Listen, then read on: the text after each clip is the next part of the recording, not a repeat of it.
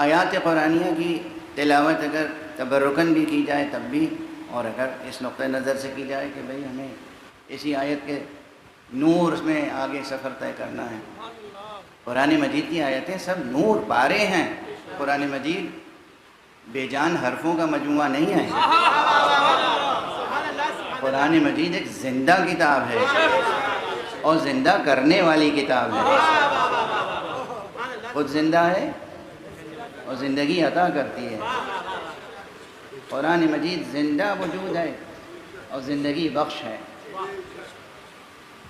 تو اس کے نور میں اگر زندگی بسر کرنی ہے تو پھر غور کرنا ہوگا۔ یہ آیت کریمہ آیہ شہد اللہ بہت مشہور آیتوں میں سے ہے،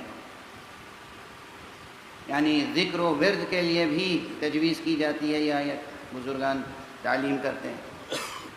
فکر اور عمل کے لیے تو ہے ہی ہے پورا قرآن، صرف ذکر و ورد کے لیے نہیں ہے، فکر و عمل کے لیے ہے۔ لیکن مقام ذکر اور ورد میں بھی اس آیت کے تعلق سے ایک بات یہ بتائی گئی ہے، علماء، فقہاء، بزرگان، عرفاء، سبھی ہر طبقے سے تقریباً بزرگان نے یہ بات بتائی ہے کہ یہ آیت شہد اللہ مختلف مواقع ہیں اس کی تلاوت کے، ہر نماز کے بعد تلاوت کرنی چاہیے، اور اگر سونے سے قبل، یعنی جب آپ وضو کر کے سونے کے لیے بستر پر جائیں اس وقت اگر اس کی تلاوت کریں اور روز کریں، پابندی کریں۔ اصل چیز ہے کسی بھی عمل کو لگاتار بلا ناغہ انجام دینا۔ تو کہتے ہیں کہ جب روز محشر اٹھے گا وہ شخص تو پروردگار اپنے فرشتوں سے کہے گا اس شخص کے اور میرے درمیان ایک عہد ہے، اس کا حق میں ہی ادا کروں گا۔ تو گویا یہ ایک عہد توحید ہے، یہ رشتہ توحید کو مستحکم کرنے والا عہد ہے۔ یہ حضرت حق سے، رب الارباب سے، پروردگار سے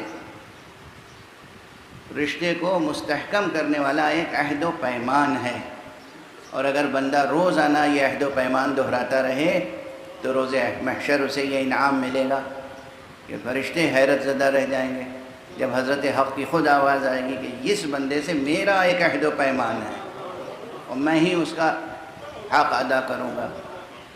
یہ وہ آیت ہے جو میں نے آپ حضرات کے سامنے تلاوت کی ہے، اور انشاءاللہ جہاں تک میری آواز جا رہی ہے مجھے یقین ہے کہ آج سے آپ حضرات اسے ترک نہیں کریں گے۔ کسی ایک آیت کے وفادار ہو کے دیکھیے،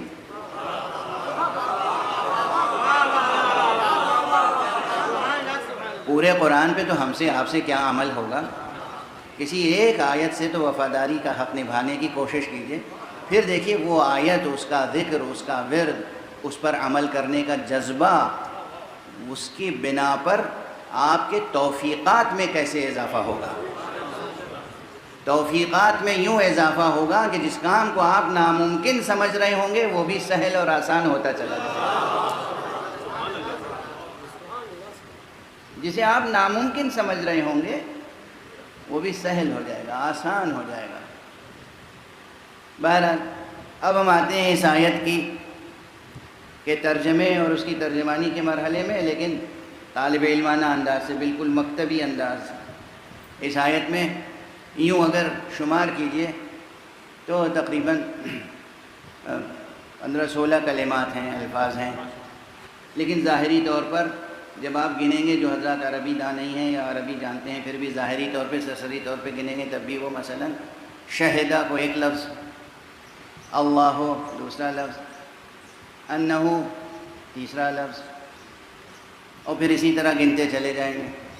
لیکن جب عربی کے علوم ادب سے واقف ہوں گے آپ، نحو سے، صرف سے، اشتقاق سے، تو پھر معلوم ہوگا کہ یہ جو بظاہر ایک لفظ معلوم ہو رہا ہے یہ ایک نہیں ہے، یہ ایک سے زیادہ ہے۔ مثلا عربی کا نحوی، عربی گرامر جاننے والا انہو کو ایک لفظ نہیں سمجھتا، انا ایک ہے اور ہو اس میں دوسرا لفظ ہے جو جڑا ہوا ہے، ہو ضمیر ہے، انا حرف ہے۔ الملائکہ کو ایک لفظ سمجھ لیں گے آپ، لیکن الف لام الگ ہے، ملائکہ الگ ہے۔ تو اسی طریقے سے پھر تعداد بڑھتی چلی جائے گی۔ تو بہرحال یہ میں نے اشارہ کر دیا۔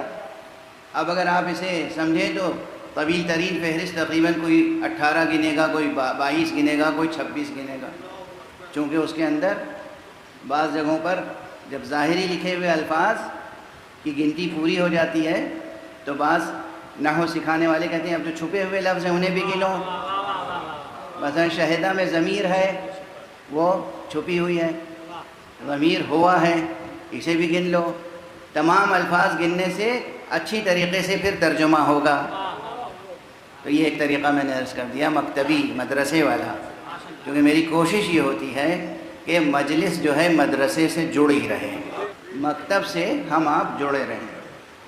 تو یہ ایک طریقہ ہوا۔ لیکن اب وہ تمام نحوی اور جسے کہتے ہیں بالکل ابتدائی مبادیاتی بحثوں سے آگے نکل کے جب گنیں گے تو میں آپ کو بتا دوں کہ اس آیت میں تقریباً 12 سے 14 کلیدی کلمات ہیں۔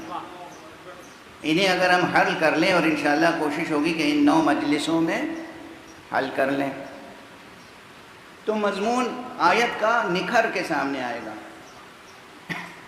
یعنی لکھے ہوئے جو ترجمے ہیں وہ پڑھنے سے وہ کیفیت نہیں پیدا ہوگی جو اس طرح مضمون کو ڈسکور کرنا پڑتا ہے۔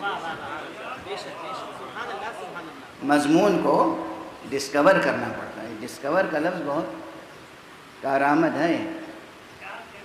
الفاظ معانی کا اظہار بھی کرتے ہیں، معانی کے اظہار کا وسیلہ بھی بنتے ہیں، اور الفاظ ہی معانی کا پردہ بھی بن جاتے ہیں۔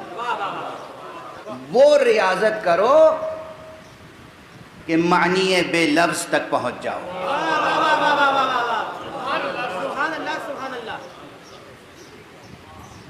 یہ ذہنی ریاض بہت ضروری ہے کہ ہم آپ معنی بے لفظ تک پہنچ جائیں۔ بہرحال اب جو ظاہری مضمون ہے اس آیت کریمہ کا وہ تو عرض کر ہی دیں، جو عام طور پر ترجموں میں مل جائے گا آپ کو۔ آیت بظاہر معلوم ہوتا ہے کہ توحید کے مضمون سے متعلق ہے۔ شہد اللہ انہ لا الہ الا ہو، اللہ نے گواہی دی کہ کوئی نہیں ہے معبود برحق سوائے اس کے۔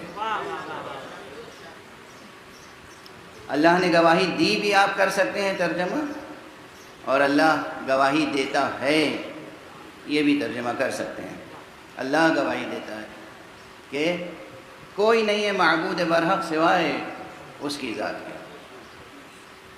والملائکۃ، اور اللہ کے خاص ملائکہ۔ یا لفظ خاص ہٹا دیجیے، اختیار ہے ابتدائی مرحلے میں، جہاں اختیار سلب ہوتا ہے وہ آخری مرحلہ ہے۔ اور اس کے ملائکہ گواہی دیتے ہیں۔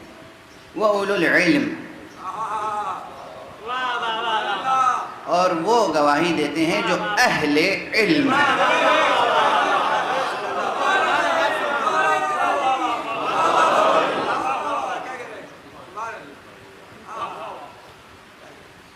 اولو العلم کے ترجمے میں اس وقت میں نے اہل علم کہہ دیا، لیکن اولو العلم کے معنی میں ترجمے میں عام طالب علم شریک نہیں ہو سکتے۔